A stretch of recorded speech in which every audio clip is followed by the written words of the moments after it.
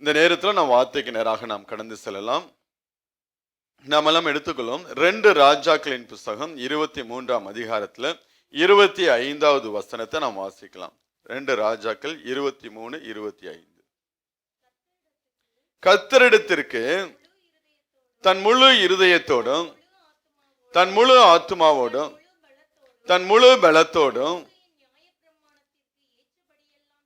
மோசேயின் நியாயப்பிரமாணத்திற்கு ஏற்றபடியெல்லாம் செய்ய மனதை சாய்த்தான். அவனைப் போலத்த ராஜா அவனுக்கு முன் இருந்ததும் இல்லை, அவனுக்கு பின் எழும்பினதும் இல்லை. ஒரு விசை கண்களை முடிந்த வார்த்தைக்காக நாம் செபிக்கலாம். எங்களை நேசிக்கிற நல்ல தகப்பனே, பார்மையான அந்த நாளுக்காக நெஞ்சோடு துதிக்கிற அந்த நாளிலும் உம்முடைய வார்த்தையை கொண்டு நீர் எங்களோடு நீர் இடைபடும்படியாய் நாங்கள் செபிக்கிறப்பா. யோசியா ராஜாவுடைய வாழ்க்கையில் ஆண்டவரே உம்முடைய பிரமாணத்தின்படி செய்ய தன் மனதை சாய்த்தான் என்று சொல்லி ஆண்டவரே மனதை அப்படியாய் பக்குவப்படுத்திக் கொண்ட ஒரு மனுஷனாக நாங்கள் பார்க்கிறோம். எங்களுடைய வாழ்க்கையிலும் ஆண்டவரே எங்களுடைய இருதயம் அந்த நாட்களில் பக்குவப்படும்படியாய் எங்களுடைய கரத்தில் ஒப்புக்கொடுத்து செபிக்கிறோம். உடைய வார்த்தையை கொண்டு நீர் எங்களோடு இடைபடும்படியாய் செபிக்கிறப்ப எல்லா தடைகள் மாறட்டும்.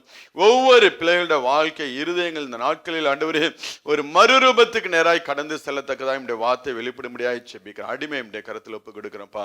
இயேசு கிறிஸ்துவின் நாமத்தினால் கேட்டு செபிக்கிறோம் எங்கள் ஜீவனுள்ள நல்ல பிதாவே, ஆமென். நாம் எல்லாம் வேத புத்தகத்தை எடுத்துக்கொள்வோம். அது 2 ராஜாக்கள் 23ஆம் அதிகாரத்தில் 23, 24, 25 3 வசனங்களை நாம் வாசிக்கலாம்.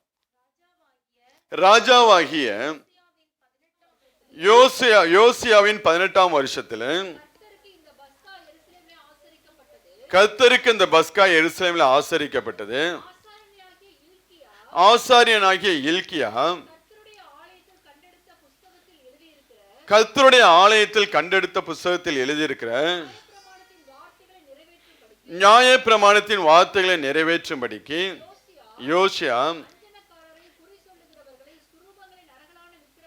அஞ்சனக்காரர்களையும் குறி சொல்லுகளையும் சுரூபங்களையும் நரகலான விக்கிரகங்களையும்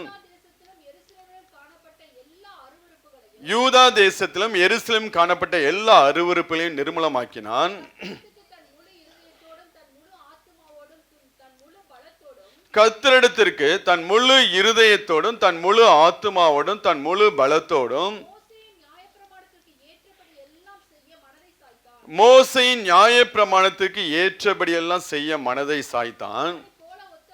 அவனை போல ஒத்த ராஜா அவனுக்கு முன் இருந்ததும் இல்லை, அவனுக்கு பின் எழும்பினதும் இல்லை. யோசியா ராஜாவுடைய காரியங்களை குறித்து இந்த அதிகாரத்தில் நாம் வாசிக்க முடியும். 8 வயதுல அவன் ராஜாவாக வருகிறான். எத்தனை வயதுல? 8 வயதுல அவன் ராஜாவாக வருகிறான். 18வது வயதுல ஆளுகை செய்கிற 18வது வயதுல 18வது வருஷத்துல 26வது வயதுல தன் இருதயத்தை தேவனுக்கு நேராக திருப்பக்கூடிய ஒரு மனுஷனாய், அதாவது மோசேயின் நியாய பிரமாணத்திற்கு ஏற்றபடியெல்லாம் செய்ய மனதை சாய்த்தான் என்று சொல்லி நாம் பார்க்க முடியாது. மனதை சாய்த்தான், தன் இருதயத்தை வேத பிரமாணத்தின்படி மோசேயின் எழுதி கொடுத்த நியாய பிரமாணத்தின்படி வாழ்வதற்கு தன் இருதயத்தை பக்குவப்படுத்தி கொண்டான் என்று சொல்லி நாம் பார்க்க முடியும். எப்போ? 26வது வயதிலே, வாலிப வயதிலேயே தன் இருதயத்தை தேவனுக்கு நேராக பக்குவப்படுத்த நான் பார்க்க முடிகிறது. ஏன்னா அந்த நாளில் எந்த இருதயம் தேவனுக்கு நேராக பக்குவப்பட ஆரம்பிக்கிறதோ அந்த இருதயம் தான் தேவனுடைய இருதயத்துக்கு ஏற்றதாய் காணக்கூடியதாய் காணப்படுகிறது. யாரெல்லாம் நம்மளுடைய இருதயத்தை தேவனுக்கு ஏற்றாற் போல நம்மளை பக்குவப்படுத்த ஆரம்பிக்கிறோமோ தேவன் அந்த நியாய பிரமாணத்தின்படி எல்லாம் வாழும்படியாக தன் மனதை சாய்த்தான் என்று சொல்லி இங்கே நாம் வாசிக்க முடியாது. அதே போல எந்தெந்த தேவ பிள்ளைகள் எல்லாம் வேதத்துக்கு நேராக தேவனுக்கு நேராக தன்னுடைய இருதயத்தை பக்குவப்படுத்த ஆரம்பிக்கிறாங்களோ அந்த பிள்ளைகளுடைய இருதயம் வாழும் என்று சொல்லி தேவன் சொல்லுகிறார்.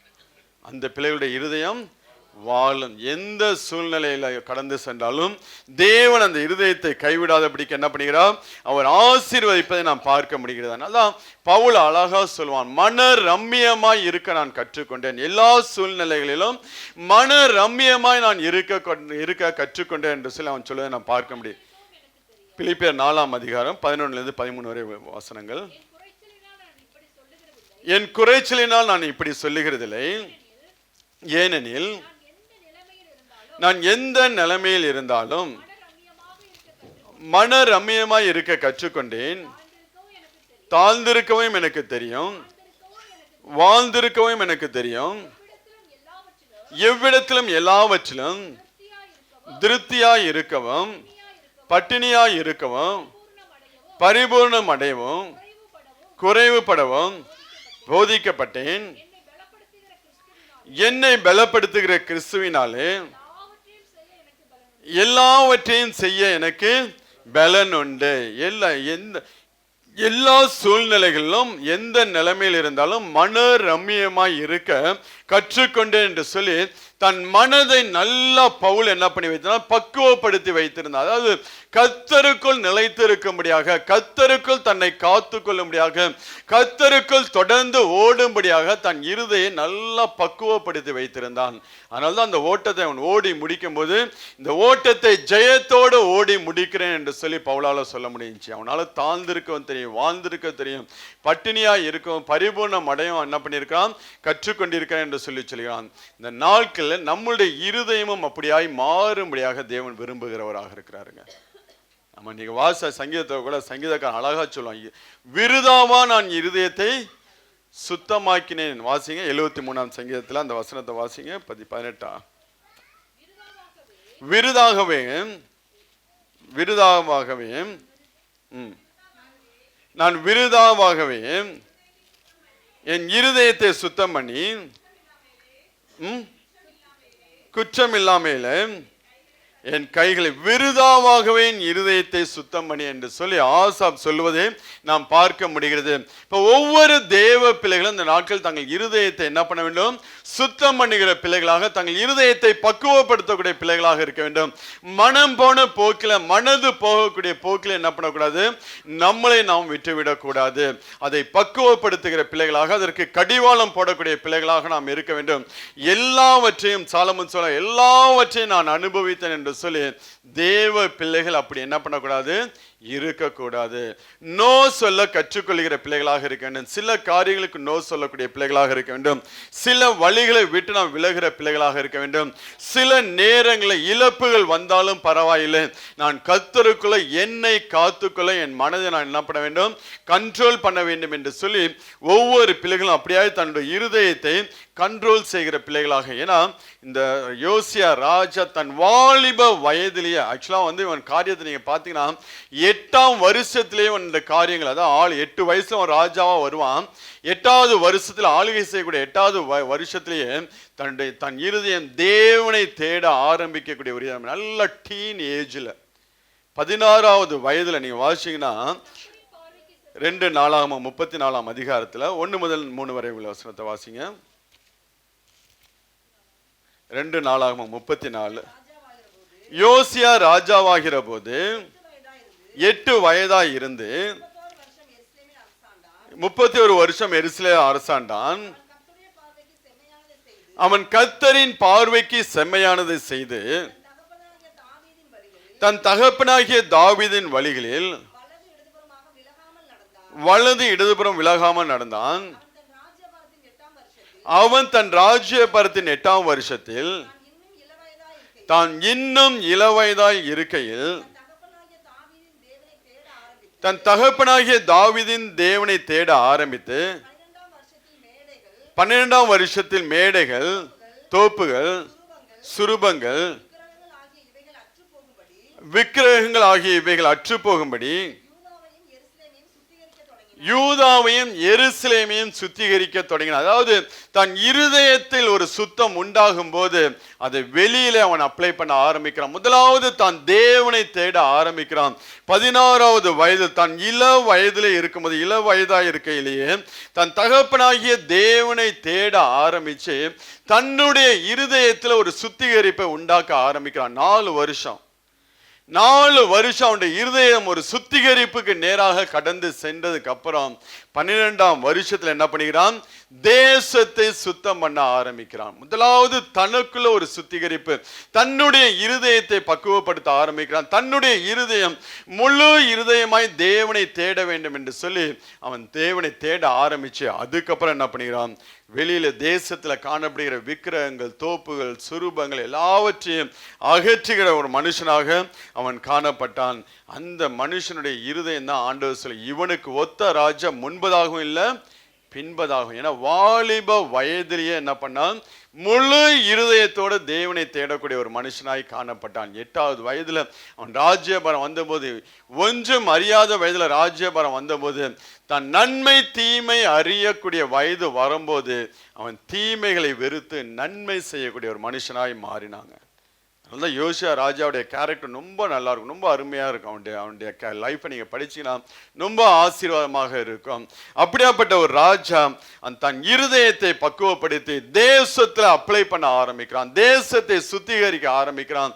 அதன்படி சுத்திகரிக்க ஆரம்பிக்கும் போது தேசம் ஆசீர்வாதத்துக்கு நேராக கடந்து சென்றதை நாம் பார்க்க முடியாது. இப்ப முதலாவது நம்ம மற்றவர்களை கரெக்ட் பண்ண ஆரம்பிப்பதற்கு முன்பதாக முதலாவது நாம் என்ன பண்ண வேண்டும், கரெக்ட் பண்ணுகிற பிள்ளைகளாக இருக்கும். முதலாவது நம்மை நாம் சரிப்படுத்த ஆரம்பித்தோம் என்றால் நம்முடைய காரியங்கள் எது எல்லாம் தேவனுக்கு பிரியமில்லாமல் காணப்படுகிறது, நம்முடைய இருதயம் எதிலெல்லாம் கொழுத்து போய் இருக்கிறதோ அதை விட்டு என்ன பண்ண வேண்டும், வெளியே வருகிற பிள்ளைகளாக நாம் இருக்கோம். ஏன்னா ஆண்டவரும் ரொம்ப பிரயாசப்படுகிறவராக இருக்கிறார். ஒவ்வொரு மனுஷனுடைய இருதயத்தை சரிப்படுத்தும்படியாக ஆண்டவர் பிரயாசப்படினா அவருடைய பார்வையில தாம் படைச்ச மனுஷன் அவர் பார்க்கும்போது 4 விதமான இருதயத்தை அவர் பார்க்கிறார். ஒரு மனுஷனுக்குள்ள இல்ல, ஒவ்வொரு விதம். ஒரு மனுஷனுக்குள்ள 4 கேரக்டர், 4ல 40 கேரக்டர் நமக்குள்ள இருக்கு. ஆண்டவருடைய பார்வையில 4 விதமான இருதயத்தை ஆண்டவர் பார்க்கிறவராக இருக்கிறார். நீங்க வாசிங்கன்னா மத்தேயு 13ஆம் அதிகாரத்துல 15வது வசனத்தை வாசிங்களேன். இந்த ஜனங்கள் கண்களினால் காணாமலும் காதுகளினால் கேளாமலும் இருதயத்தினால் உணர்ந்து மனம் திரும்பாமலும் நான் அவர்களை ஆரோக்கியமாக்காமல் இருக்கும்படிக்கு அவர்களுடைய இருதயம் கொழுத்து இருக்கிறது.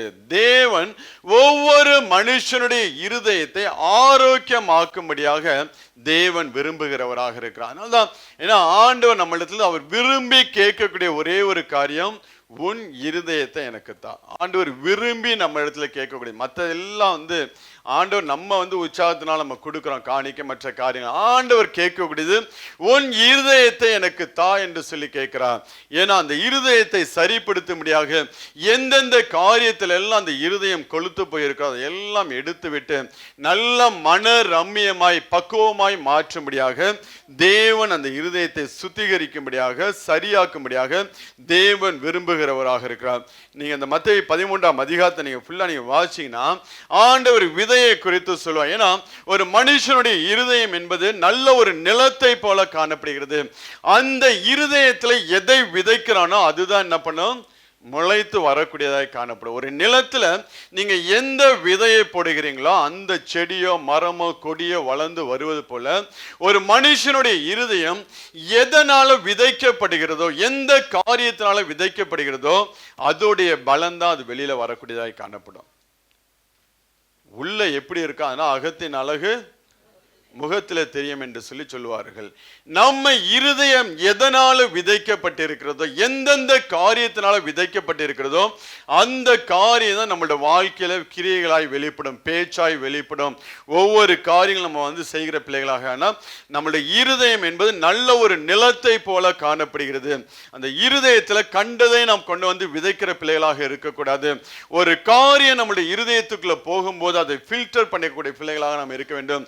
இது நம்ம இருதயத்துக்குள்ள அனுமதிக்க வேண்டும். இந்த காரியத்தை ஈவன் நல்ல காரியம் கெட்ட காரியம் பயமோ கவலையோ எதுவாக இருந்தாலும் உள்ளே போறதுக்கு முன்பதாக நம்ம ஃபில்டர் பண்ண கற்றுக்கொள்கிற பிள்ளைகளாக இருக்க வேண்டும். எல்லாத்தையும் உள்ள விட்டுட்டு என்ன பண்ணக்கூடாது, இருதயத்துக்குள்ள கொண்டு போடக்கூடாது. இருதயத்தில் நீங்க எதனால விதைக்க ஆரம்பிக்கிறீங்களோ அதுதான் அது முளைத்து வெளியே வரக்கூடியதாக காணப்படும். அதுதான் நம்மளோட வாழ்க்கையில நடக்கக்கூடிய காரியமாக இருக்கும். அதனால அந்த இருதயத்தை நாம் நல்லா பக்குவப்படுத்திக் கொள்ளுகிற பிள்ளைகளாக இருக்க வேண்டும். கர்த்தருக்குள்ள நம்முடைய இருதயத்தை மன ரம்மியமாய் மன மகிழ்ச்சியாய் இருக்கும்படியாக நாம் கற்றுக்கொண்டோம் இருந்தால் நம்மளுடைய வாழ்க்கை மிகுந்த ஒரு ஆசீர்வாதமா இருக்குங்க. ஆண்டவர் 4 விதமா இந்த 13ஆம் அதிகாரத்தை வாசிங்கன்னா 4 விதமான இருதயத்தை பார்க்கிறார். முதலாவது வழி அருகே உள்ள ஒரு இருதயம் போல, வழி அருகே உள்ளதுன்னா ஒரு உணர்வில்லாத ஒரு இருதயத்தை ஆண்டவர் பார்க்கிறார். என்னதான் சொன்னாலும் அந்த இருதயத்துக்குள்ள என்ன வராது? உணர்வே வராது. என்னதான் நடந்தாலும் உணர்வே, ஒரு சொட்டு கண்ணீர் கூட வராது. எப்படி இருக்கும்? கல்லு மாரி இருக்கும். ஒரு சொட்டு கண்ணீர் உணர்வடைவோங்கிற எண்ணமே இருக்காது. எவ்வளவு அது வழி அருகே உள்ள ஒரு இருதயத்தை போல, வழி அருகே உள்ள நிலத்தை போல காணப்படி. அடுத்தது கற்பாறையான ஒரு இருதயம் என்று சில ஆண்டவர் சொல்கிறார். மண் அதிகமா இல்லாதனால விழுந்த விதை என்ன பண்ணாது? அதில் பற்றி கொள்ளாதபடிக்கு அந்த இருதயம் கற்பாறையாய் காணப்படும். கற்பாறைனா எதை குறித்து ஆண்டவர் சொல்கிறார்னா, வசனத்தின் நிமித்தம் வரக்கூடிய துன்பத்தையும் உபத்திரவத்தையும் அவங்களால என்ன பண்ண முடியாது? தாங்க முடியாது. அந்த இருதயம் கொஞ்சம் கடினமா உபதேசம் பண்ண ஆரம்பிச்சிட்டாங்கன்னா மூஞ்ச சுளிக்க ஆரம்பிச்சிட்டாங்க. கொஞ்சம் வசனத்தின் நிமித்தம் நாம் சாட்சியாய் வாழ வேண்டும், உண்மையாய் வாழ வேண்டும் என்று நாம் கடந்து போக ஆரம்பித்தோம் என்றால் அதன் நிமித்தம் துன்பம் நம்மளுடைய வாழ்க்கையில வரும்போது, உபத்திரம் நம்மளுடைய வாழ்க்கையில வரும்போது அதை விட்டு விலகி போகிற பிள்ளைகளாக இருப்போம். அப்படியாப்பட்ட இருதயங்கள், உபத்திரவத்துக்கும் துன்பத்துக்கும் தன்னை விட்டு கொடுக்காத இருதயங்களை ஆண்டவர் கற்பாறையான ஒரு இருதயமாக ஆண்டவர் சொல்வதை நாம் பார்க்க முடிகிறது. 3வது இருதயம் முள்ளுள்ள இடங்கள், முள்ளுள்ள இருதயம். அதுக்கு என்ன தேவைன்னா இந்த உலகத்துடைய ஆசீர்வாதம், ஐஸ்வர்யம், மயக்கம். இந்த உலகத்துடைய மயக்கம் தான் உங்களுக்கு முக்கியமா இருக்கும். உலகத்துடைய கவலை, உலக கவலையும் ஐஸ்வர்யத்தின் மயக்கமும் வசனத்தை நெருக்கி போடுகையில் அவன் பலனற்று போகிறான். இது எந்த இருதயம்? முள்ளுள்ள இருதயம். அதாவது உலக கவலை தான் அவங்க இருதயத்தை திறந்து பார்த்தீங்கன்னா உலகம் மட்டும்தான் இருக்கும். உலகத்தை குறித்து, பரலோகத்தை குறித்து, தேவனை குறித்து எந்த ஒரு ஏக்கமும் எந்த ஒரு விருப்பமும் இல்லாமல் வாழ்ந்து கொண்டே இருப்பார்கள். முழுவதும் உலக காரியமாக தான் அது நிரம்பி இருக்கக்கூடியதாய் காணப்படும். அந்த இருதயத்திலையும் என்னதான் ஆண்டவர் வசனத்தை போட்டு, என்னதான் ஆண்டவர் அதை சரி செய்ய பிரயாசப்பட்டாலும் அது ஒரு நாளும் குணப்படாத ஒரு இருதயமாய் காணப்படுகிறது. ஆனால் நல்ல நிலத்துல விழுந்த நல்ல நிலம் நல்ல ஒரு இருதயத்துக்கு ஒப்பாக ஆண்டவர் சொல்லுகிறார். அந்த நிலத்துல விழுந்த விதையானது 100, 60, 30 பலன் கொடுக்கும் என்று சொல்லி ஆண்டவர் சொல்லுகிறார். அப்ப இந்த நாளில் தேவன் நம்முடைய இருதயத்தை நல்ல ஒரு நிலமாக மாற்றும்படியாக தேவன் விரும்புகிறவராக, நல்ல பக்குவப்படுத்தும்படியாக தேவன் விரும்புகிறவராக இருக்கிறார். நல்ல தேவன் விரும்பக்கூடிய சுபாவங்கள் நிறைந்த இருதயமாக, தேவ கிருபையும் தேவ அன்பும் வெளிப்படக்கூடிய ஒரு இருதயமாக இந்த நாட்களில் நம்முடைய இருதயங்கள் மாற வேண்டும் என்று சொல்லி தேவன் இந்த நாட்களில் விரும்புகிறவராக இருக்கிறார். தான் நம்ம யோசியாவுடைய வாழ்க்கையில பார்க்க முடியும். தன் இருதயத்தை நன்றாக பக்குவப்படுத்தி கொண்ட மனுஷனாய் அவனை நாம் பார்க்க முடிகிறது. அப்படி பக்குவப்பட்ட பிள்ளைகளோட வாழ்க்கையில அவங்க எந்த சூழ்நிலையில் கடந்து சென்றாலும் முகத்துல எதுவுமே நம்ம பார்க்க முடியாது. உள்ளுக்குள்ள அநேக பாடுகள், உபத்திரவங்கள், வேதனைகள் இருக்கும். பவுலுடைய வாழ்க்கை எடுத்தீங்கன்னா உள்ளே பயங்களும் வெளியே போராட்டம் என்று சொல்லுவான்.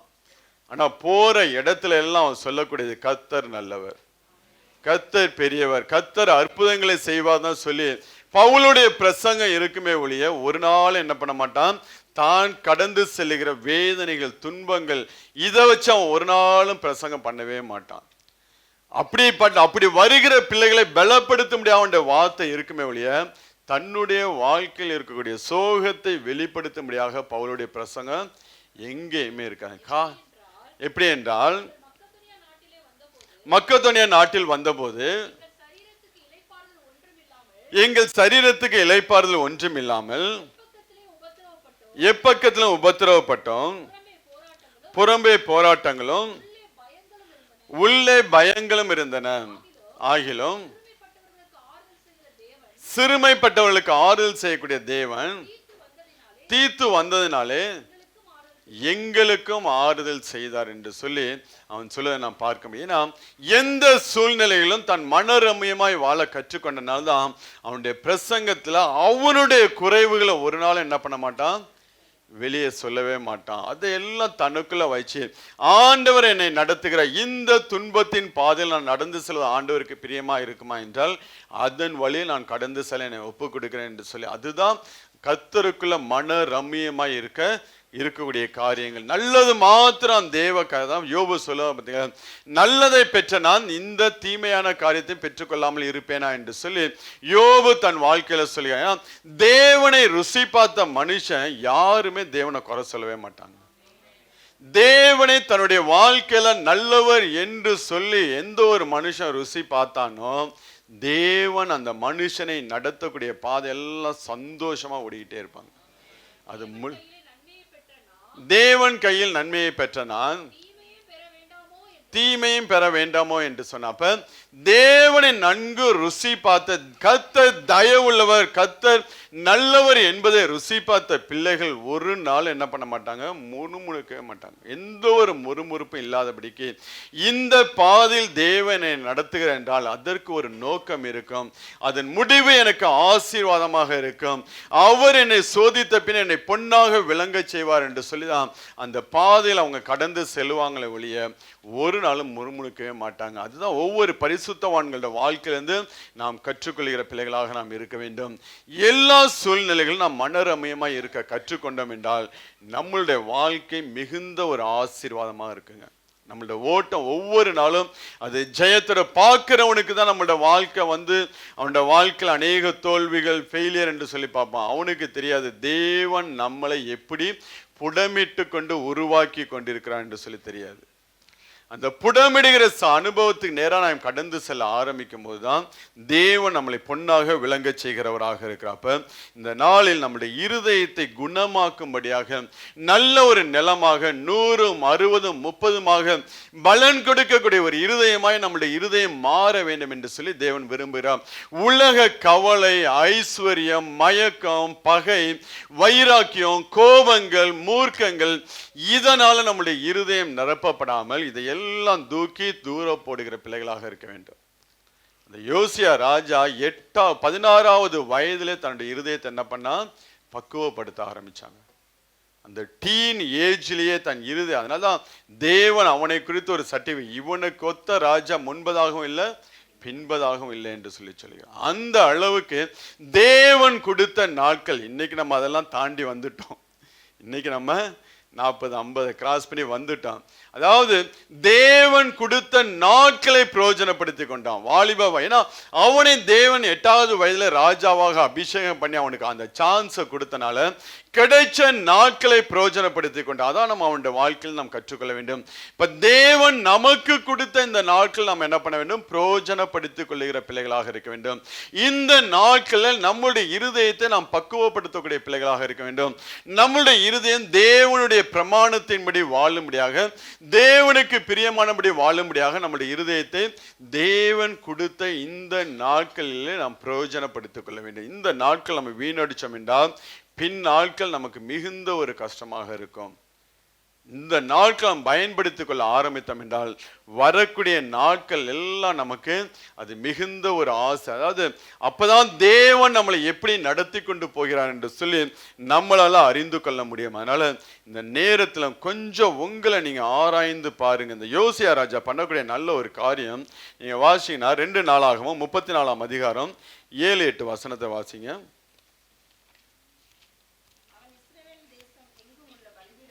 அவன் இஸ்ரவேல் தேசம் எங்கும் உள்ள பலிபீடங்களையும் விக்கிரக தோப்புகளையும் தகர்த்து விக்கிரகங்களை நொறுக்கி தூளாக்கி எல்லா சிலைகளையும் வெட்டி போட்ட பின்பு எருசலேமுக்கு திரும்பினான். அவன் தேசத்தையும் ஆலயத்தையும் சுத்திகரித்த பின்பு அவன் தன் ராஜ்யபாரத்தின் 18ஆம் வருஷத்துல அஸ்ஸலாமின் குமாரனாகிய சாப்பானையும் நகர தலைவனாகிய மாசேயாவையும் யோவாத் என்னும் மந்திரியையும் தன் தேவனாகிய கர்த்தரின் ஆலயத்தை பழுதும் பார்க்கும்படி அனுப்பினான். தேவனுடைய ஆலயத்தை பழுது பார்க்க முடியாது. ஏன்னா முன்பு இருந்த ராஜாக்கள் எல்லாம் ஆலயத்தை மறந்து தேவனை மறைந்து வாழ ஆரம்பிச்சனால அது எல்லாம் பழுதுபட்டு போய் கிடந்தது.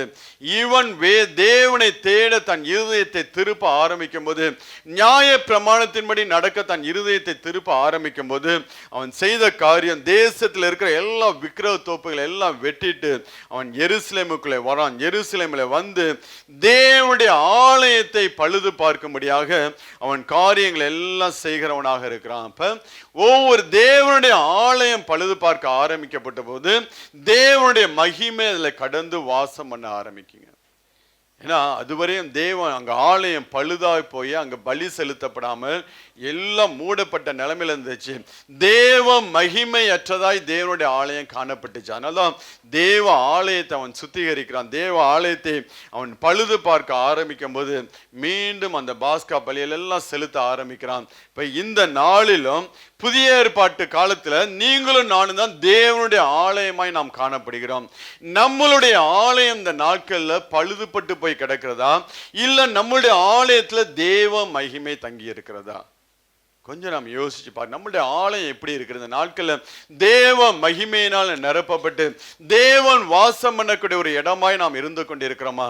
இல்ல நம்மளுடைய காரியம் எல்லாம் உலக மயக்கம், ஐஸ்வர்யம், உலக கவலை இதனால நிரப்பப்பட்டு நம்மளுடைய ஆலயம் பழுதுபட்டு போய் கிடக்கிறதா?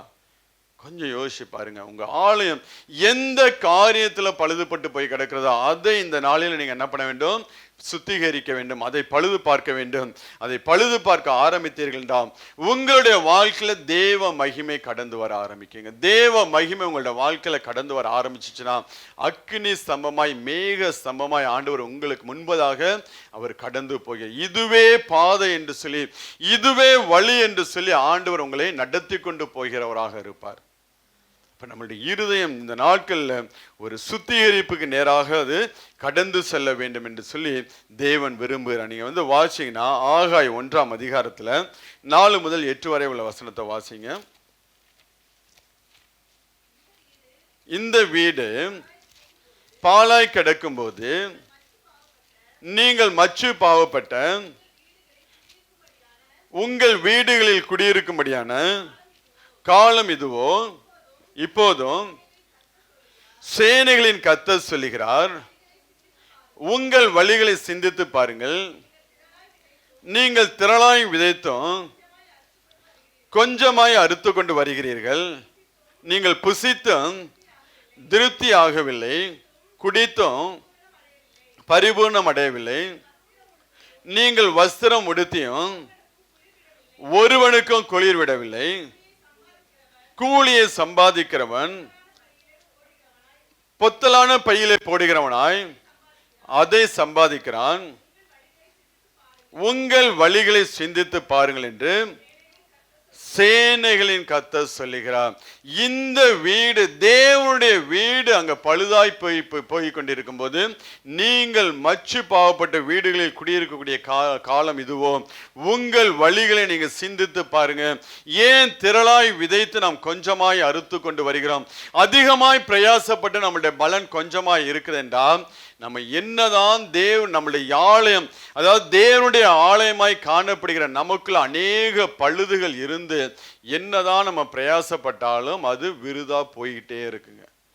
அது ஒரு அடைப்பு இல்லாதபடிக்கு என்ன பண்ணும், நம்மளுடைய வாழ்க்கையில இந்த ஆசீர்வாதம் ஒரு பக்கம் போய்கிட்டே இருக்கு. எல்லாம் இருக்கும், ஆனால் சமாதானம், சந்தோஷம் இருக்கா. ஏன்னா இந்த ஆலயம், தேவன் விரும்பக்கூடிய இந்த ஆலயம் பழுதாய் போயிருக்கிறனால தான் வெளி உலகத்துடைய காரியங்கள் எல்லாம் நமக்கு நஷ்டமாய் போய் கொண்டிருக்கிறது. இப்ப இந்த ஆலயத்தை நாம் சரிப்படுத்துகிற பிள்ளைகளாக நாம் இருக்க வேண்டும். ஏன்னா தேவன் இந்த ஜனங்களை அங்க பாபிலோன் சிறையிருப்பிலிருந்து தேவன் கொண்டு வரும்போது ஆலயத்தை கட்டி எழுப்பி மீண்டும் தேவ மகிமை தேவ ஆலயத்துல வாசம் பண்ணுங்க ஒரே நோக்கத்தோடு தான் இங்க ஜனங்களை திருப்பி கொண்டு வந்தார். ஆனால் வந்த ஜனங்களோ தேவனுடைய ஆலயத்தை கட்டுவதை விட்டுவிட்டு தங்களுடைய சொந்த காரியத்தை பார்க்க ஆரம்பித்தார். தான் அதிகமாய் அவர்கள் விதைத்தும் கொஞ்சமாய் அறுக்கிறவளாய் காணப்பட்டார்கள். இப்ப தேவ ஆலயம் அங்க கட்டப்பட்டு பழுதாக்கப்பட்டு பழுதெல்லாம் நீக்கப்பட்டு தேவ மகிமை அங்கே வாசம் பண்ணக்கூடிய ஒரு ஆலயமாய் இருந்தால் அவங்களுடைய காரியங்கள் எல்லாம் கர்த்தர் ஆசீர்வதிக்கிறவராக இருக்கிறார். அதனால்தான் நம்முடைய ஆலயம் இந்த புதிய ஏற்பாட்டு நாள் காலத்துல நீங்களும் நானும் அவருடைய ஆலயமாய் இருந்து கொண்டிருக்கிறோம்.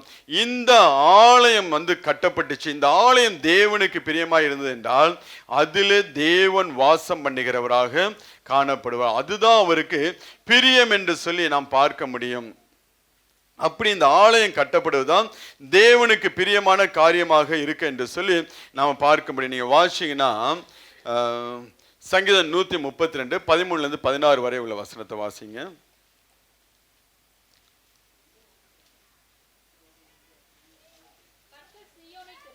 கர்த்தர் சீயோனை தெரிந்து கொண்டு அது தமக்கு வாசஸ்தலமாகும்படி விரும்பினார். இது என்றென்றைக்கும் நான் தங்கும் இடம். இதை நான் விரும்பினபடியினால் இங்கே வாசம் பண்ணுவேன். அதன் ஆகாரத்தை நான் ஆசீர்வதித்து வருவேன். அதன் ஏழைகளை நான் அப்பத்தினால் திருப்தியாக்கி அதன் ஆசாரியர்களுக்கு இரட்சிப்பை உடுத்துவேன். அதில் உள்ள பரிசுத்தவான்கள் மிகவும் கம்பீரிப்பார்கள். அங்கே தாவீதுக்காக ஒரு கொம்பை முளைக்க பண்ணுவேன். அபிஷேகம் பண்ணிவித்தவனுக்காக ஒரு விளக்கை ஆயத்தம் பண்ணினேன். அவன் சத்துருக்களுக்கு வெட்கத்தை உடுத்துவேன். அவன் மீதிலோ அவன் கிரீடம் பூக்கும் என்று சொல்லி ஆண்டவர் சொல்றார். இது என்றென்றைக்கும் நான் தங்கும் இடம்.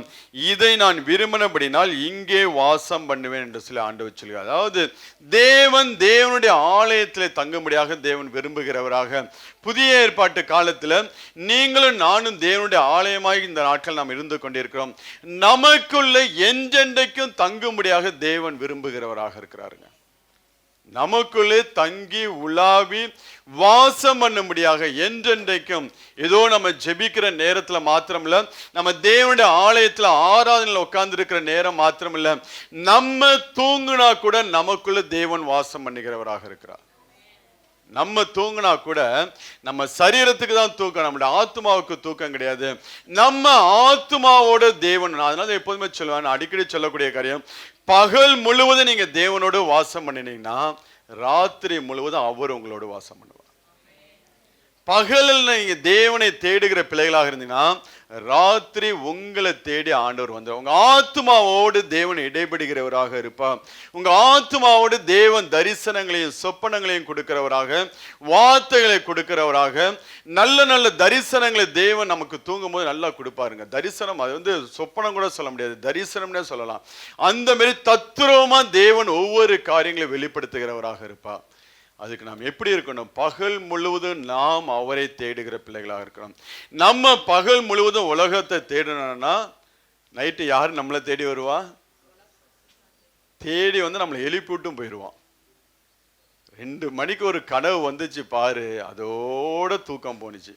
அதுக்கப்புறம் தூக்கமே வரல அப்படிங்க. ஏன்னா பகல் முழுவதும் அவனுக்கு இடத்தை கொடுத்து நேரத்தை கொடுத்து அவனோடு நேரத்தை செலவு பண்ணி எல்லா பிசாசை நம்ம சந்தோஷப்படுத்தணும்னா நைட்டு நம்மளை தேடி வந்து நமக்குள்ள தேவையில்லாத காரியங்களை விதைக்கிறவனாக இருப்பான். அதான் ஏன்னா இது நான் என்றென்றைக்கும் தங்கும் ஸ்தலம் என்று சொல்லி ஆண்டவர் சொல்லுகிறார். இப்ப தேவன் என்றென்றைக்கும் நம்மளோடு இருக்க முடியாது. நம்ம வேலை பார்த்தாலும் சரி, நடந்தாலும், வண்டி ஓட்டினாலும் நம்ம தேவனோடு உறவாடி கொண்டிருக்கிற பிள்ளைகளாக இருக்க வேண்டும். நம்ம தேவனோடு பேசி கொண்டிருக்கிற பிள்ளைகளாக இருக்க வேண்டும். அப்படி பேசி கொண்டிருந்தோம் என்றால் தேவன் நம்ம தூங்க போகும்போது நம்மளுடைய ஆத்மாவோடு தேவன் என்ன பண்ணுவார்? அவர் டிஸ்கஸ் பண்ணுகிறவராக இருப்பாருங்க. நம்ம ஆத்மாவோட தேவன் அவர் டிஸ்கஸ் பண்ணுகிறவராக, காரியங்களை குறித்து அவர் டிஸ்கஸ் பண்ண, அவர் தான் செய்ய நினைத்தது மாத்திரம் போட்டுட்டு போகிற தேவன் அல்ல. சிலப்ப நீங்க நல்ல அந்த சொப்பனம் பார்க்குற பிள்ளைங்க, தரிசனத்தை பார்க்குற பிள்ளைங்க நீங்க அதை அனுபவிக்க முடியும். தேவனோடு பேசக்கூடியதான் அவர் அதுக்கு நமக்கு பதில் கொடுக்கக்கூடிய காரியங்கள் எல்லாம் நீங்க தத்ரூபமா அந்த அனுபவத்துக்கு நேரா நீங்க எத்தனை பேர் அந்த அனுபவத்துல இருக்கிறீங்கன்னு தெரியாது. நீங்க நல்ல தேவன் வாசம் பண்ணக்கூடிய ஒரு இருதயமாய் மாறினீங்கன்னா உங்க இருதயத்துல தேவன் காரியங்கள் எல்லாம் வெளிப்படுத்துவாருங்க. வெளியில நடக்கக்கூடிய சம்பவம் வித்தியாசமா இருக்கும், நெகட்டிவா இருக்கும். ஆனா தேவன் நம்மளோடு பேசின காரியங்கள் நமக்கு நல்லா தெரியும். இதன்படிதான் தேவன் இந்த காரியத்தை செய்து முடிப்பார் என்று சொல்லி நமக்குள்ள அந்த ஒரு விசுவாசம் காணப்படுங்க. இப்ப நம்மளுடைய இருதயத்தை அந்த நாட்கள் நாம் பக்குவப்படுத்துகிற பிள்ளைகளாக இருக்க வேண்டும். தேவனை முழுவதுமாய் நாம் தேடுகிற பிள்ளைகளாக நாம் இருக்க வேண்டும். ஏன்னா அப்படி நாம் தேவனை தேட ஆரம்பித்தோம் என்றால் அதன் ஆகாரத்தை நான் ஆசீர்வதித்து வருவேன், அதன் ஏழைகளை நான் அப்பத்தினால திருப்தியாக்குவேன் என்று சொல்லி ஆண்டவர் அங்கு சொல்வதை நாம் பார்க்க முடிகிறது. அவருடைய இருதயம் எல்லாம் அதன் ஆசாரியர்களுக்கு ரட்சிப்பை விடுத்துவேன், அதிலுள்ள பரிசுத்தவான்கள் மிகவும் கம்பீரிப்பார்களாக. எப்போ ஒரு மனுஷன் வாழ்க்கையில கம்பீர சத்தம் உண்டாகுனா அவனுடைய வாழ்க்கையில ஜெயம் வரும்போது தான் கம்பீர சத்தம் உண்டாகும். இப்ப தேவன் நமக்கு ஜெயத்தை கொடுக்கும் போது அந்த கம்பீரம் நமக்குள்ள உண்டாகக்கூடியதாய் காணப்படும். இது யோசியாவுடைய வாழ்க்கையில நீங்க பார்க்க முடியும். தன் இருதயத்தை நல்லா பக்குவப்படுத்தி கொண்ட மனுஷனாய் காணப்பட்டான். அதாவது அந்த மனுஷனுடைய இருதயம் நீங்க எப்படி இருந்துச்சு நீங்க பாத்தீங்கன்னா, தேவனுடைய அந்த பிரமாணத்தை, அதாவது ஆலயத்தை சுத்திகரிக்க ஆரம்பிக்கும் போது என்ன பண்ணுகிறார்கள்னா, ஆலயத்துல நியாய பிரமாண புஸ்தகத்தை தேடி கண்டுபிடிக்கிறாங்க. சுத்திகரிக்க ஆரம்பிக்கும் போது அதை கண்டுபிடிக்கிறாங்க. நீங்க வாசிங்கன்னா 2 நாளாகமம் 34ஆம் அதிகாரத்துல 14-15 வாசிங்க. கர்த்தருடைய ஆலயத்துக்கு கொண்டு வரப்பட்ட பணத்தை அவர்கள் எடுக்கிற போது மோசே கொண்டு கட்டளையிடப்பட்ட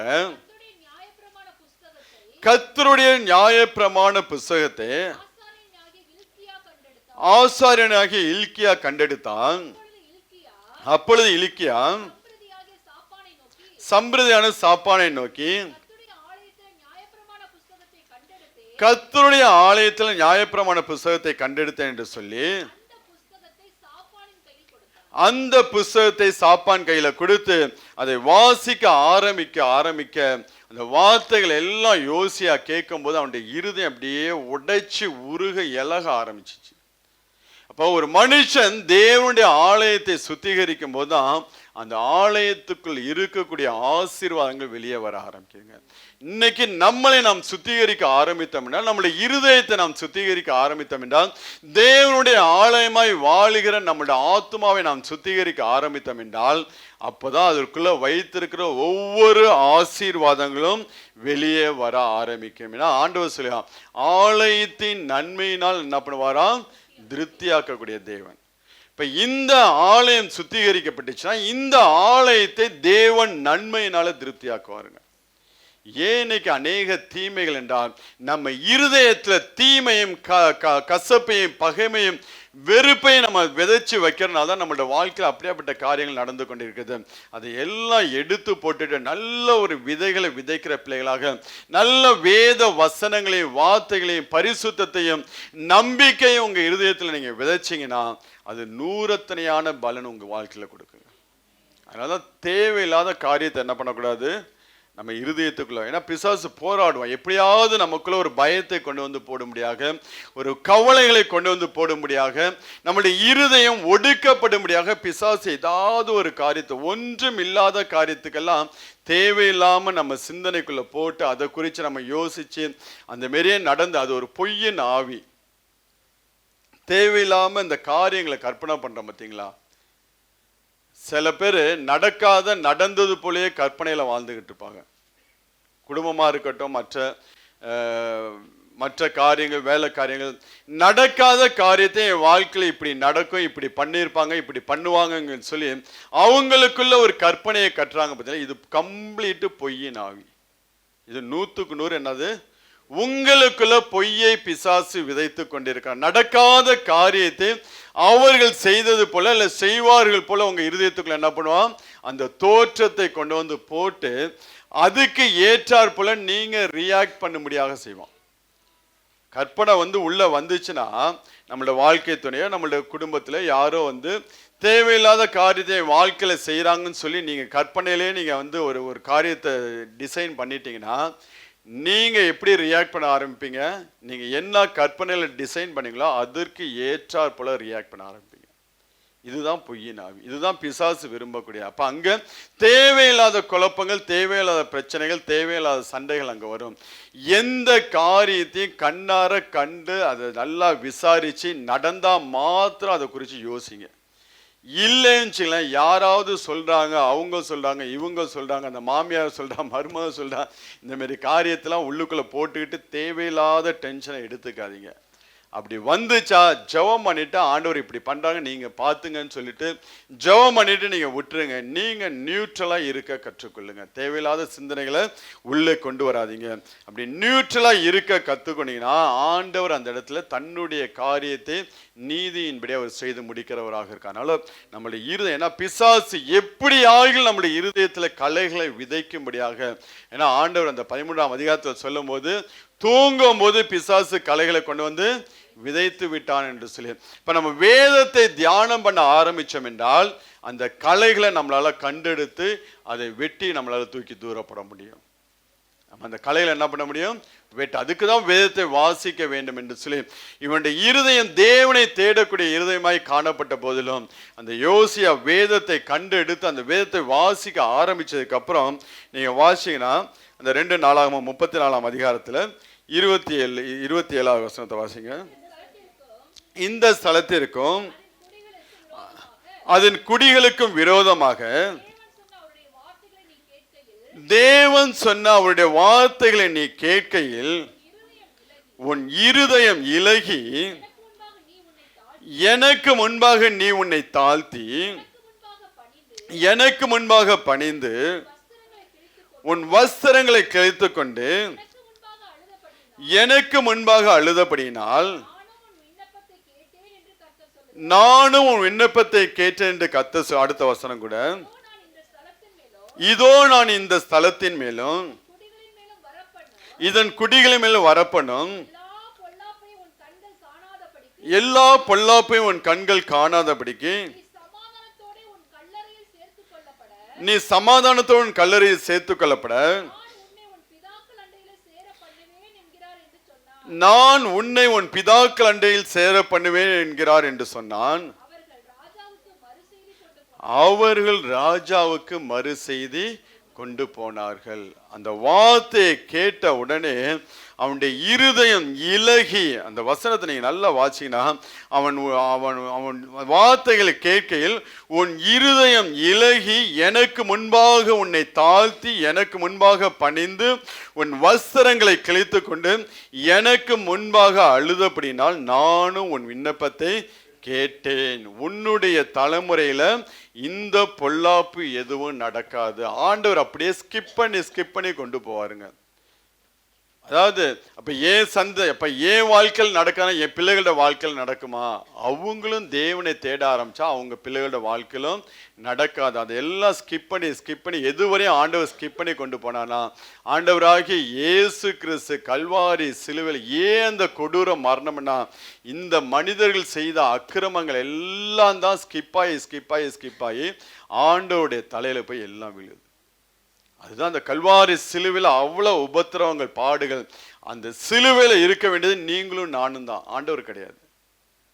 அந்த சிலுவையில இருக்க வேண்டியது நீங்களும் நானும் தான். ஆனா ஆண்டவர் பிதாவாகிய தேவன் ஒவ்வொரு பிள்ளைகள் தங்கள் இருதயத்தை தேவனுக்கு முன்பதாக தாழ்த்த அதெல்லாம் ஸ்கிப் பண்ணி அட் த எண்ட் கொண்டு போய் ஆண்டவராக இயேசு கிறிஸ்து தலையில வச்சு எல்லாவற்றையும் அங்க என்ன பண்ணுகிறார்? சுமந்து தீர்த்தார் என்று சொல்லி நாம் பார்க்க முடிகிறது. ஏன்னா இங்கே அவனை குறித்து ஆண்டவர் சொல்லக்கூடிய காரியங்கள், உன் இருதயம் நல்லா நீ உன் வஸ்திரத்தை கிழித்து கொண்டு எனக்கு முன்பாக அழுது அப்படின்னாலே நானும் உன் விண்ணப்பத்தை கேட்டேன் என்று சொல்லி அங்க 28வது வசனத்துல சொல்லுவான், நீ சமாதானத்தோடு உன் கல்லறையில் சேர்த்து கொள்ளப்பட நான் உன்னை உன் பிதாக்கள் அண்டையில் சேர பண்ணுவேன் என்கிறார் என்று சொன்னான். அதாவது பிதாக்கள் அண்டையில் சேர பண்ணுவேன்னு சொன்னான். இந்த வார்த்தை பரலோகத்துல கொண்டு போய் உன் ஆபிரகாம், ஈசாக்கு, யாக்கோபு இவர்களோடு நான் உன்னை சேர பண்ணுவேன் என்று சொல்லி ஆண்டவர் கன்ஃபர்மேஷன் கொடுக்கிறார். பரலோக ராஜ்யத்தை குறித்து யோசியாவுக்கு ஆண்டவர் என்ன பண்ணுகிறார்? இன்னைக்கு நம்மளோட வாழ்க்கையில் அப்படியாப்பட்ட ஒரு கன்ஃபர்மேஷன் இருக்கா? ஆண்டவர் கன்ஃபார்மா சொல்றாங்க. ஆனா அவனோட முடிவு நீங்க பாத்தீங்கன்னா, ஒரு அவசரப்பட்டு இவன் தேவையில்லாம எகிப்து ராஜாவுக்கு எதிர்த்து நிற்கும் அந்த யுத்தத்துல மாண்டுப்பான். ஆனாலும் இவன் தேவனுக்கு முன்பதாக தன்னை தாழ்த்தினால, தன் இருதயத்தை கிழித்து தேவனுக்கு முன்பதாக மனம் திரும்பினால, உன் பிதாக்கள் அண்டையில் அவனை சேர பண்ணுவேன் என்று சொல்லி பரலோக ராஜ்யத்தை குறித்து ஆண்டவர் அவனுக்கு அங்க ஒரு கன்ஃபர்மேஷனை கொடுத்து தேவன் நடத்துகிறவராக இருக்கிறார். அப்ப இன்னைக்கு நம்மளுடைய இருதயம் நல்லா பக்குவப்பட்டுச்சுன்னா நமக்குள்ள ஒரு உறுதி இருக்கும், நானும் தேவனுடைய ராஜ்யத்துல போய் சேர்வேன் என்று சொல்லி. நம்மளுடைய இருதயம் இன்றைக்கும் பக்குவப்படாமல், நம்மளுடைய இருதயம் உலக கவலை, மயக்கம், ஐஸ்வர்யம் இதனால நிறைஞ்சிருந்துச்சுன்னா நமக்குள்ள அந்த நிச்சயம் நமக்குள்ள இருக்காது. பரலோக ராஜ்யத்துக்குள்ள அது தேவனுடைய கரத்துல இருக்கு. நம்ம நியாயம் தீர்ப்பதில்லை. ஆனாலும் இந்த பூமியில பரலோக ராஜ்யம் என்பது என்ன? பரலோக ராஜ்யம் என்ன? பரலோக ராஜ்யம் என்பது பரிசுத்த ஆவியினால் நிறைந்த சந்தோஷம். அந்த பரிசுத்த ஆவியான உங்க இருதயத்துல இருந்தார்னா உங்களுக்குள்ள ஒரு உறுதி இருக்கும். இன்னைக்கு நான் செத்தா உடனே ராஜ்யத்துக்கு, பரலோக ராஜ்யத்துக்கு போவேன் என்று சொல்லி தேவனுடைய ராஜ்யம் டைம் இல்லை, புசிப்பும் குடிப்பும் இல்லை, அது நீதியினாலும் பரிசுத்த ஆவியினால் நிறைந்த சந்தோஷமா இருக்கிறது என்று சொல்லி அங்க பவுல் சொல்ல நான் பார்க்க முடிகிறது. அந்த பரிசுத்த ஆவி தேவன் நமக்குள்ளே வந்து வாசம் பண்ணும்படியாக நம்மளுடைய இருதயம் நல்லா பக்குவப்பட்டு கொழுத்து போய் இருக்கக்கூடிய காரியங்களை தூக்கி தூர போட்டு நம்மளுடைய இருதயத்தை சுத்தப்படுத்தி வைத்திருந்தோம் என்றால் நாமே அவருடைய ஆலயமாய் இருப்போம். இதில் அவர் என்றென்றைக்கும் வாசம் பண்ணுகிறவராக இருப்பார். நம்ம தூங்கினா கூட நம்முடைய ஆத்மாவோட தேவனது வாசம் பண்ணுகிறவராக இருப்பார். நம்ம மரிக்கும் போது அவருடைய ராஜ்யத்துல தேவன் நம்மளை கொண்டு போய் வைத்து நித்திய நித்திய காலமாய் நம்மளை அவர் நடத்துகிறவராக இருப்பாருங்க. இப்ப நம்முடைய இருதயம் இந்த நாட்கள்ல நல்ல ஒரு நிலமாக மாற வேண்டும். நீங்க நல்லா ஒண்ணு மைண்ட்ல வச்சுக்கோங்க. இருதயம் என்பது ஒரு நிலத்துக்கு ஒப்பாக காணப்படுது. அந்த நிலத்துல நீங்க எதை போட்டாலும் விதைக்கும். கசப்பான மரத்தை விதைச்சாலும் அது வளர செய்யும். திராட்சை செடியை வளர்த்தாலும் நீங்க அது வளர செய்யும். எதை அதுக்குள்ள நம்ம விதைக்கிறோமோ அது வளரக்கூடிய. அதே தான் நம்மளுடைய இருதயம். எதை நம்மளுடைய இருதயத்துல விதைக்கிறோமோ அதுதான் நம்மளுடைய இருதயத்துல வளரக்கூடியதாய் காணப்படும். அதனால தேவையில்லாத காரியங்கள், குடும்ப காரியங்கள், தேவையில்லாத கவலைகள் இதையெல்லாம் கொண்டு போய் என்ன பண்ணாதீங்க, விதைக்காதீங்க. பிசாசு எப்படியாவது எதையாவது கொண்டு வந்து போடும்படியாக உங்க இருதயத்துக்குள்ள விதைக்க பிரயாசப்படுவான். அதனால அது எதுக்கு நீங்க இடம் கொடுக்காதபடி, குடும்பத்துல சண்டை வந்தாலும் சண்டை போட்டு அடுத்த நிமிஷமே என்ன பண்ணணும், மறந்துடணும். அடுத்த சண்டை போடும் போது பழைய காரியத்தை சொல்லக்கூடாது. அதான் என்னுடைய பாலிசி. அடுத்த சண்டை போடும் போது நேத்து நீ அப்படி பேசுன இப்படி பேசுறேன்னு சொல்லி என்ன பண்ணக்கூடாது, அன்னைக்கு என்ன டாபிக்கோ அதை மாத்திரம் பேசிட்டு நம்ம போய், ஏன்னா நம்மளுடைய இருதயம் முக்கியங்க. தேவையில்லாத கொண்டு வந்து நம்ம இருதயத்தில் ஸ்டோர் பண்ணி அந்த காரியத்தை ஸ்டோர் பண்ணி வச்சோன்னா தேவனுடைய காரியத்தை ஸ்டோர் பண்ணுறதுக்கு இடம் இல்லாமல் போயிடும். அதனால தேவையில்லாத காரியத்தை நீங்க தூக்கி போட்டுட்டு தேவனுக்கு பிரியமான வேத பிரமாணத்தையும் தேவனுடைய வாக்கு தத்தத்தையும் தேவனுடைய ஆசீர்வாதத்தையும் தேவனுடைய ஆலோசனையும் உங்க இருதயத்துல விதைச்சு பாருங்க. அது அழகா நூறத்தனையான பலனை கொடுக்கும். அதுதான் இங்கே இந்த யோசியா பண்ணக்கூடிய நல்ல காரியம். அந்த தேவ இருதயத்தை என்ன பண்ண, மோசையின் நியாய பிரமாணத்தின்படி வாழ்வதற்கு தன் இருதயத்தை பக்குவப்படுத்தினார். இன்னைக்கு நீங்க உங்க இருதயத்தை நல்லா பக்குவப்படுத்தக்கூடிய பிள்ளைகளாக இருந்தீங்கன்னா உங்களுடைய இருதயமும் நூறத்தனையான பலனை கொடுத்து அது மிகுந்த ஒரு ஆசீர்வாதமாக அது காணப்படும். அதனால இந்த ஆவிக்குரிய வாழ்க்கையில, இந்த கிறிஸ்தவ வாழ்க்கையில எந்த அளவுக்கு நாம் மனரமியமா இருக்க கற்றுக்கொள்கிறோமோ அந்த அளவுக்கு நாம் கற்றுக்கொள்ள வேண்டும். நீங்க 2 நாளாகமம் 35ஆம் அதிகாரத்தை வீட்டில் போய் நீங்க வாசிச்சு கொள்ளுங்க. இந்த யோசியா நல்லா போய் கொண்டிருக்கிற காலகட்டத்தில், நல்லா அவனோட வாழ்க்கை போய் கொண்டிருக்கிற காலகட்டத்தில் எகிப்து ராஜா வேறொரு மனுஷனோடு யுத்தம் பண்றதுக்காண்டி அவன் போய்கிட்டு இருப்பான். அந்த வே அவன் என்ன பண்ணுவான், இந்த தேசத்தை கிராஸ் பண்ணுவான். அப்ப தேவையில்லாம யோசியா அவனை எதிர்த்து நிற்பான். அப்ப அவன் சொல்லுவான், எகிப்து ராஜா தேவன் சொன்னபடி, அந்த வார்த்தை அப்படியே சொல்லுவான், தேவன் சொன்னார், தேவன் என்னோடு இருக்கிறான், அதனால நான் என்ன பண்ணிக்கிறேன், அந்த மனுஷனே நான் யுத்தத்துக்கு நேராக நான் போய்க்கிறேன், உன்னை நான் அழிக்க மாட்டேன், உன்னை நான் தொட மாட்டேன், உன் கூட நான் யுத்தம் பண்ண மாட்டேன்னு சொல்லும்போது இந்த யோசியா வலுக்கட்டாயமா போய் எகிப்து ராஜாவை எதிர்த்து யுத்தம் பண்ணும்போது அதுல அவன் காயப்பட்டு மரித்து போகிறவனாக காணப்படான். தேவையில்லாத காரியத்துல போய் சிக்கி கொள்ளாதபடிக்கு நம்மளுடைய கால்கள் என்ன பண்ண வேண்டும்? விலக்கி கொள்ள வேண்டும். நமக்கு அந்த காரியம் தேவையில்லை, நமக்கு தேவையில்லாத பிரச்சனைனா நாம் விட்டு விலகி ஓடி வருகிற பிள்ளைகளாக இருக்க வேண்டும். தேவையில்லாத காரியத்தில் போய் நம்ம சிக்கி கொண்டோம் என்றால் சில நேரங்களில் அது நம்மளோட வாழ்க்கையில் ஆசீர்வாதத்தை கெடுத்து போடக்கூடியதாய் காணப்படும். அதனால இன்னைக்கு உங்க இருதயத்தை கொஞ்சம் ஆராய்ந்து பாருங்க. இன்னைக்கு உங்க இருதயத்தில் எந்தெந்த காரியம் விதைக்கப்பட்டிருக்கிறது, ஏன் என் வாழ்க்கையில இப்படியாப்பட்ட காரியங்கள் காணப்படுகிறது என்று சொல்லி நீங்க கேள்வி கேட்டீங்கன்னா காரணம் நீங்க உங்க இருதயத்துல விதைச்ச விதைகள் அப்படியாப்பட்டதாய் காணப்படுகிறது. அந்த இருதயத்துல விதைக்கப்பட்ட அந்த விதைகளை எல்லாம், களைகளை எல்லாம் எடுத்து புடுங்கி தூக்கி தூர போட்டுட்டு நல்லா தேவனுடைய வாக்கு தத்தங்களையும், தேவனுடைய ஆலோசனைகளையும், தேவனுடைய அற்புதங்களையும், அதிசயங்களையும், வார்த்தைகளையும், பிரமாணங்களையும் விதைச்சு பாருங்க. உங்க வாழ்க்கை நூறத்தனையான பலன் உள்ளதாக மாறுங்க. மிகுந்த ஒரு ஆசீர்வாதம், மிகுந்த கனிகளை கொடுக்கக்கூடிய பிள்ளைகளாய் நீங்க மாறுங்க. அதனால இன்னைக்கு ஒப்பு கொடுங்க.